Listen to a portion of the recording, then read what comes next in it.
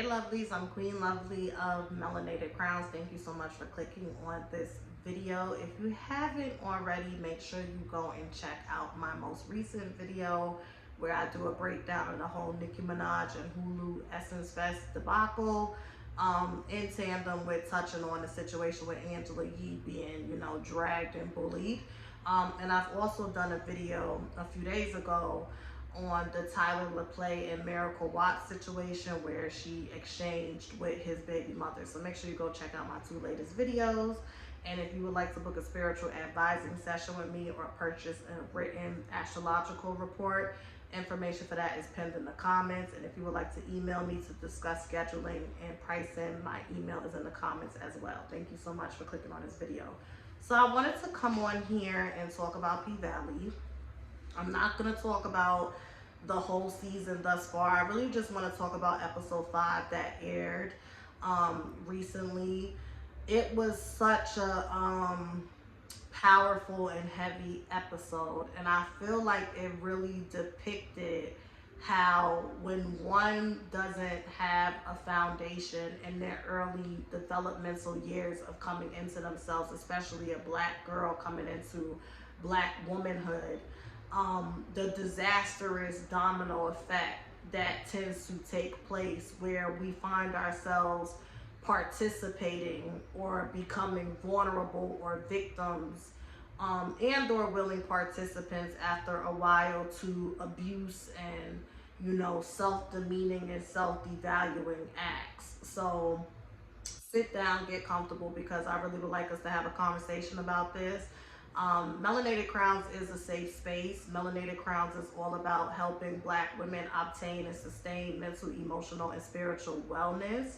And I do that by way of taking trending topics and current events and going a little bit beyond the surface of, what the headlines are, and tying it into real life issues that I feel can give us some gems, some tools, and dope conversations that we can use on a day-to-day basis to help us grow individually and, most importantly, collectively. So if that's something you're into, make sure you subscribe, hit the notification bell, and enable it so you can know when I post like this. Hit the thumbs up and comment below and let me know what you think.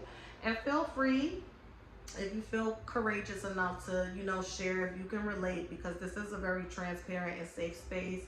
A lot of us share things, and it's just always good to know, like, oh wow, I'm not the only person that's going through that, and to get suggestive approaches and alternatives of how to navigate this thing we call life. So this episode was narrated by Uncle Clifford, honey. He is just a hoot. I love his character. And it was about Miss M.I. Crooked Letter. Okay, so Mississippi is her stage name, but her actual name is Keyshawn. Keyshawn is such and I may get a little emotional in this video. She's just such a beautiful person. She really is, because no one ever deserves abuse and mistreatment. But there are people that we look at, like a Erica Mena, perfect example, where it's like, okay, you've been a proud mistress, you've done all of these fucked up things, and even though you don't deserve to have fucked up things done to you, when it does happen, it's like, okay, I empathize with her because I never want to see anyone suffering or going through something. In addition to that, she kind of created a space for this energy and these reoccurring things of toxicity and abuse and negativity to live in her life and have a home in her space, right? And with Keyshawn's character, the beautiful thing about the background is I really tip my hat off to Miss Katori Hall. I hope I'm saying your name right, and if I'm not, I apologize. Judge me from my heart, not my head. Because I think last season a lot of people were getting on Keyshawn's character. A lot of people didn't like the fact that when Diamond, who is played by the Tyler dude, stepped in and was about to kill the father of her children, who's also abusive, and he's white, and he called this man a racial slur, she held the gun up to him to get him off of her. And a lot of people, they just were not feeling that. They just were like, what kind of hunky-dory ish is she on? We need to get her out the sunken place in the plantation.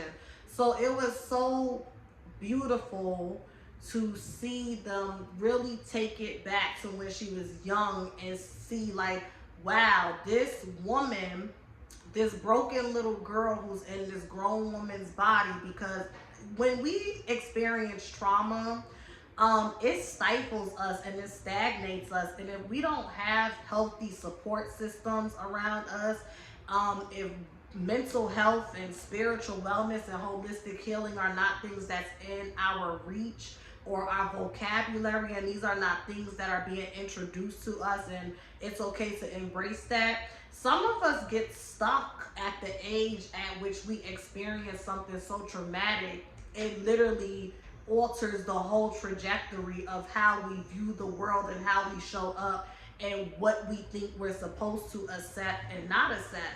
And we see Keyshawn, her dad divorced her mom for this light-skinned woman, light-skinned black woman, okay? The light-skinned black woman was the mistress of her dad, and the dad is absent for, I want to say, maybe the first half of the episode, right? Let's just say the first half of the episode he's absent. The dad is away on business. So it's this whole Cinderella undertone of like, when dad's away, you know, the stepmama comes out to play and she's being evil and nasty. She got Keyshawn doing the hair of both of the light-skinned sisters and whatnot. And, you know, they're being propped up. Oh, you're going to do pageant. You're going to do this. You're going to do that. But it's nothing for Keyshawn. And Keyshawn even had to correct her when she said, you know, I'm raising 2 girls and say 3 girls. And she was like, oh yeah, of course, 3 girls, whatever the case may be. So it was already this undertone of like, okay, you don't like me because I'm not your biological daughter. You don't like me because I'm a reminder and a representative of my dad was with another woman when you got on top of him.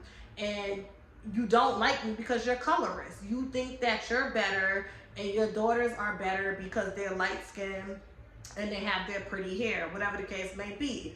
Then we get to school, and at school it's the same thing. You got the white cheerleader coach who's criticizing her because she can't get the movements right. And then you got these fucking coon, stupid, and you know what? I'm gonna back it up because I have to be the change I want to see. I empathize with black men that were portrayed in this episode because it's all a socialization problem. It's a socialization problem that goes way back to when our ancestors were brought over here to be slaves. You know, the light-skinned slaves get to be in the house with the AC and do the cooking and the cleaning and folding beds and tutoring and whatever the hell may be, and they probably was getting fucked on. It ain't even a probably, they were getting fucked on by the slave masters, while the dark-skinned people like, you know, me and everybody else, I mean, I'm not dark skinned, but I'm just saying my shade. I don't think I would pass the paper brown test, so I think I would have been in the field picking cotton too.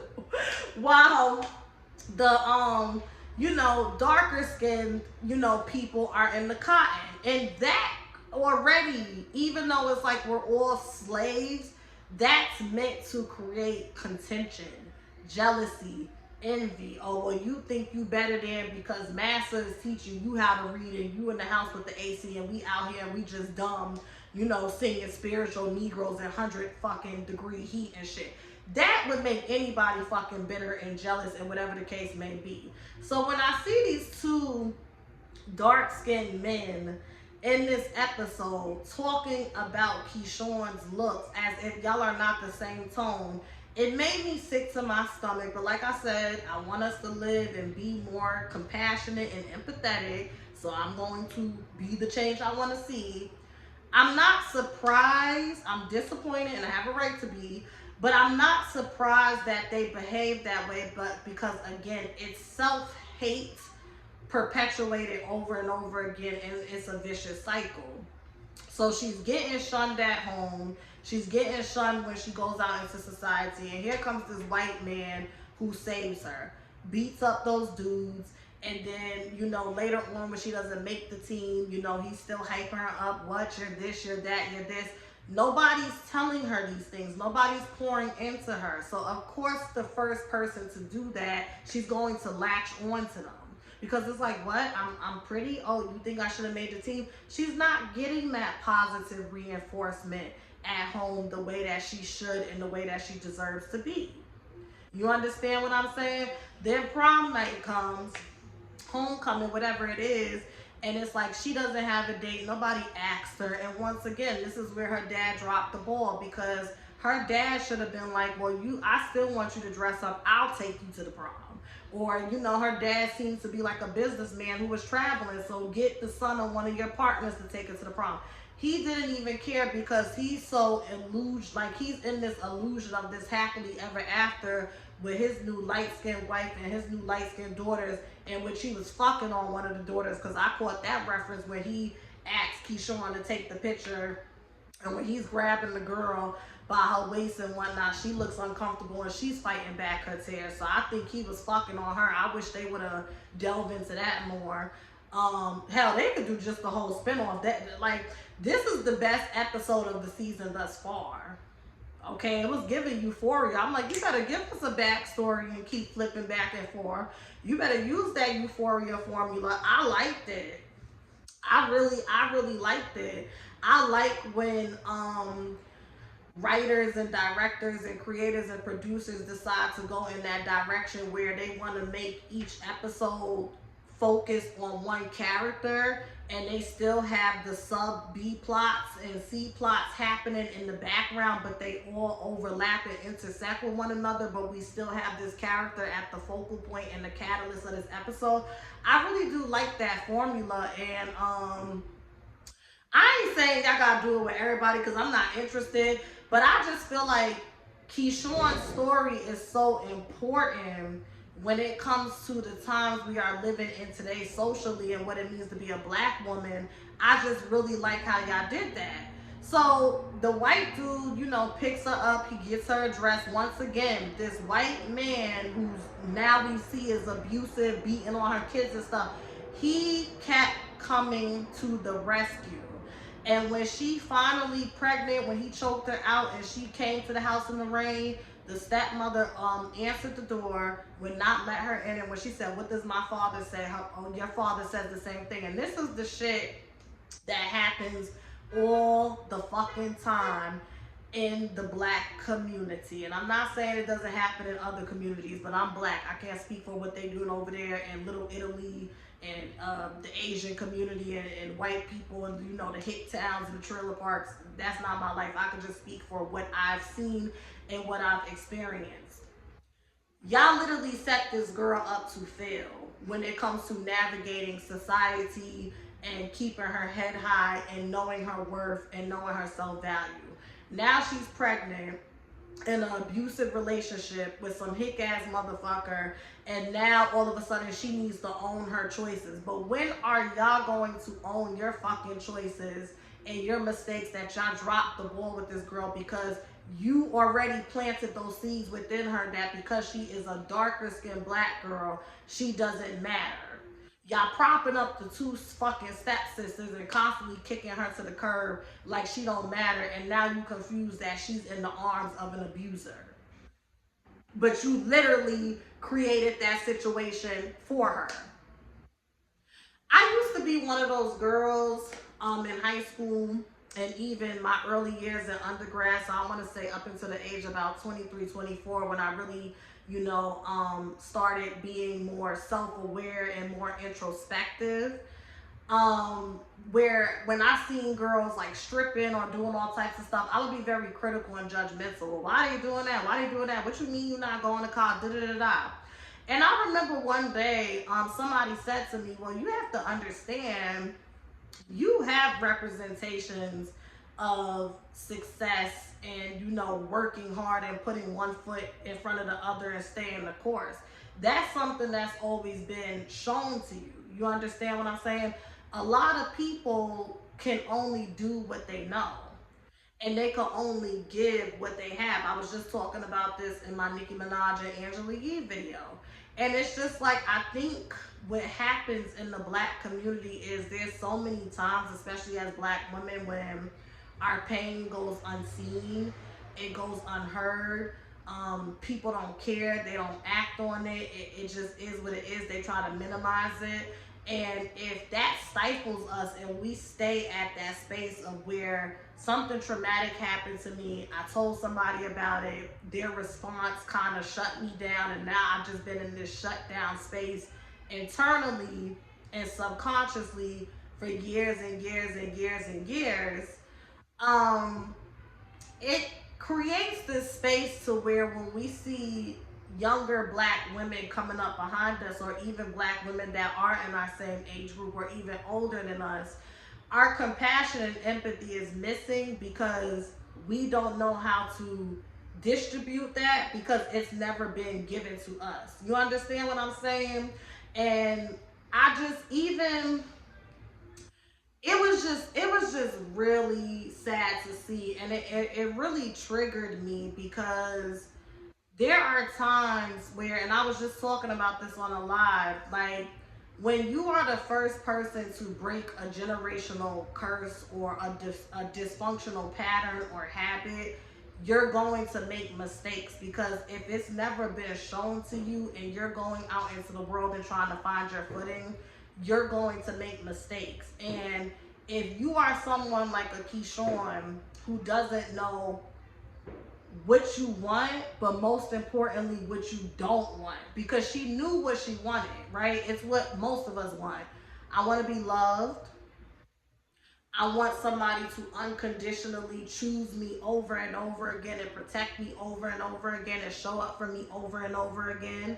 I want a safe space. I want somebody that I can lean on because I feel alone. A lot of us black girls and women want that. You understand what I'm saying? But when you don't know what you don't want, so yes, I want to be loved unconditionally. I don't want the love and the protection and the support to be conditioned. I don't want to be a man's Barbie doll. I don't want to be somebody that has to just be complacent and stand on the arm and just smile and wave. I don't want that. She didn't know what she didn't want because she was not given an opportunity to fairly explore life and, like, okay, I'm going out into the world and I know I'm a princess and I know I'm supposed to be treated like this. So I know how I'm supposed to be treated, and I know my true value, and I know my true beauty inside and out. So therefore, when I go out into the world and men are trying to talk to me and I'm attracting these experiences or volunteering myself to these experiences, I could kind of filter out and discern what is going to yield the best results and what's not. But when you're broken and there's trauma there and there's rejection there and there's internalized self-hate and all of these things because of what's been shown to you and what's been done to you, it's very easy for you to be tricked into believing that somebody who's a piece of shit is your knight in shining armor. And it was just a really powerful episode to see how now in her adult years, even when she's trying to create a space for herself out, the dude who's taking her on tour and like, oh, you need to do lashes, you need to do this, homeboy tries to rape her in the hotel room. And I feel like at the end, when the dude killed them by way of overdose, yeah, some of that was for Little Murder because that's Little Murder's right hand man and the dude had the video. But I also feel like it was more symbolic of this is what black women want from black men. Not to be murderers or commit crimes, but when we come to you and say, I've been hurt, I've been violated, I've been demeaned, I've been devalued, without a second thought, you handle it. You handle it because you are your sister's keeper, the same way we are our brother's keeper. So it was a very powerful episode, and it was just very emotional because I think there's a lot of us black women that have had those experiences where growing up we really were not taught that you matter, you're beautiful, and society already doesn't fuck with us. So if society doesn't fuck with us, and then at home, I remember, y'all seen how light my mother is. I have an older brother who's light skinned. And I remember, you know, my brothers, they didn't really care for my dad. You understand? I'm one of five. I'm the only girl. I have three older brothers and one younger brother. My oldest one passed away. And me and my younger brother is like, you know, we have our dad, and then my three older brothers, they have their dad. And I have a light skinned older brother, and I'm not, you know, he's a teenager. I don't know if he meant anything by it or whatever the case may be, but he used to talk about my skin complexion all the time. To the point where I remember when summer would come, I would stay in the house, and that's when I really started gaining weight. I will never forget one summer when my mother moved me to Laurelton in Queens. I stayed in the house and ate because I did not want to go outside and get dark because my brother was teasing me. And my mother would even play into it sometimes and say stuff like, "You look like your dad, get out of my face," because, you know, her and my dad had a very bad relationship. And for a while, and I've spoken about this like on my self-acceptance videos, I'm just now getting to the space at the age of 26 where I really see my beauty and see my light. And I didn't even realize that those, you know, things that go on with siblings and even some of the stuff that my mother would say, that played into why it was hard for me to see myself. I've always been taller than my friends. I've always been thick and whatnot. I grew up around a lot of girls who were petite, light skinned, and pretty.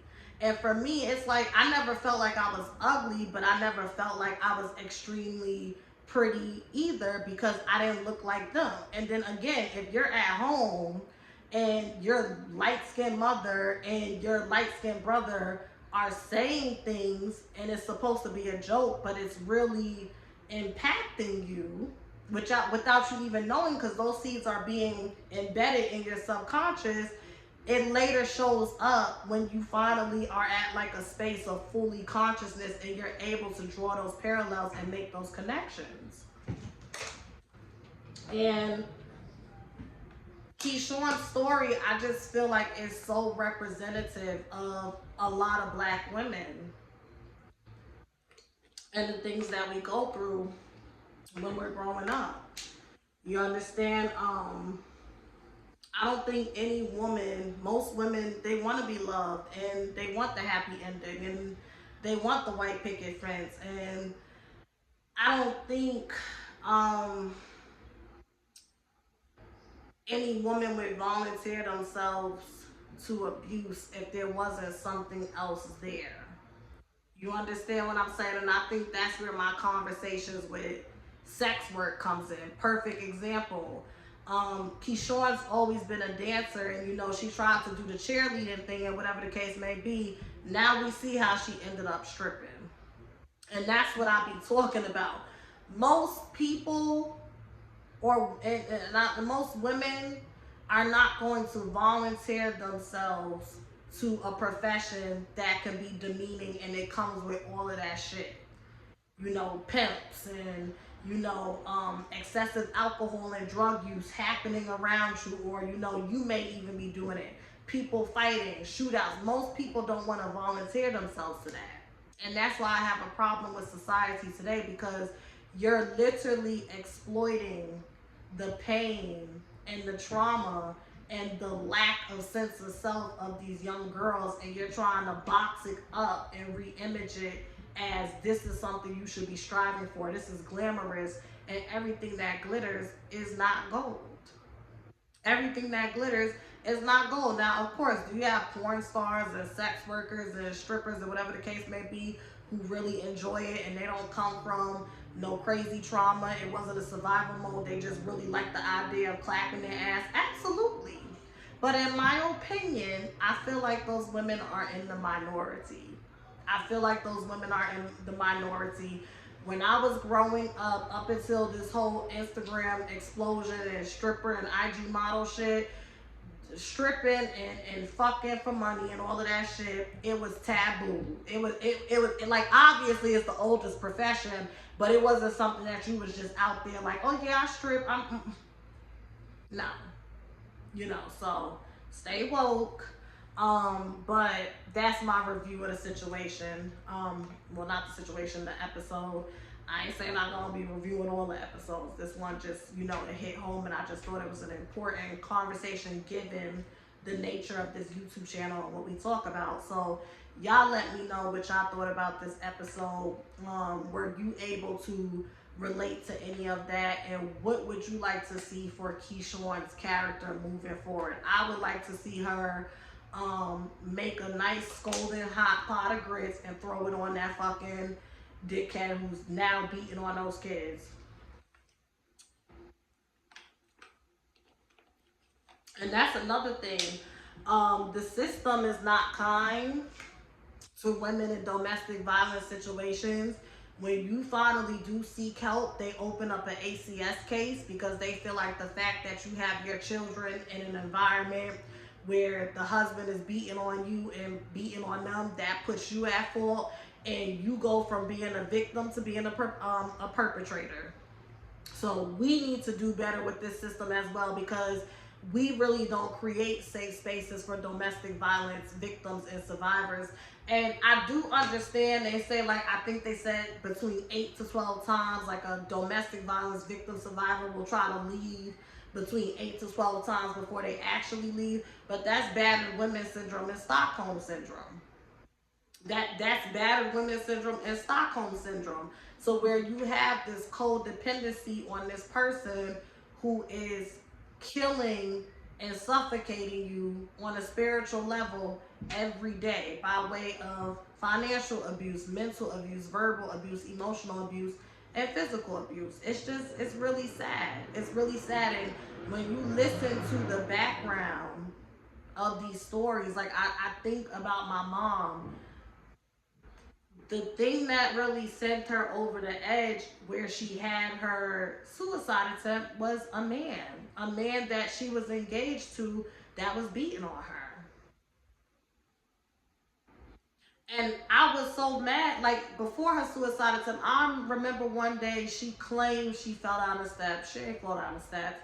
And she sent me a picture and she's like, I don't want you to be scared. And my mom is really light. So those bruises looked crazy. And I remember being upset with her that she was in that situation. I never expressed it to her, but I just remember being disgusted with her. And it wasn't until a year and a half to 2 years later, maybe more like a year and a half, which is last year, when she had her suicide attempt, and we're talking, and she's telling me, like, at the age of 13, she was turned out on heroin by a man much older than her, because there was just a lot of negligence going on at that time, as it pertains to the, adults around her. It brought it full circle, because before we can really make choices for ourselves, we have to trust and depend as kids that the adults around us are making good choices for us. And at that age where our brain is not fully developed, we don't know up from down, when we're now trying to make these choices to the best of our ability with what we have to work with, thinking that we're more mature and grown and seasoned than we are, it can create a domino effect. And that's why I really work so hard to be receptive to criticism and teaching and learning and understanding that a wise man knows that he knows nothing, because one day, if God wills it for me, I'm going to have a daughter. And I want to be able to show her healthy attachment styles, healthy parenting styles, healthy relationship styles, relationship with yourself, relationship with others. That wasn't shown to me. And the reason why it wasn't shown to me is because it was not shown to my mother. She did the best that she could telling me things, but sometimes what she told me, a lot of times it was contradictory to what I seen with my own eyes and how she was as a woman. So it's deep, and I just hope that we learn to be kinder to one another and more empathetic, and we as in me. You understand? So that's all I have to say about that. Thank you so much for watching. I hope you all have a great day, and let me know what you think about this episode below. Bye.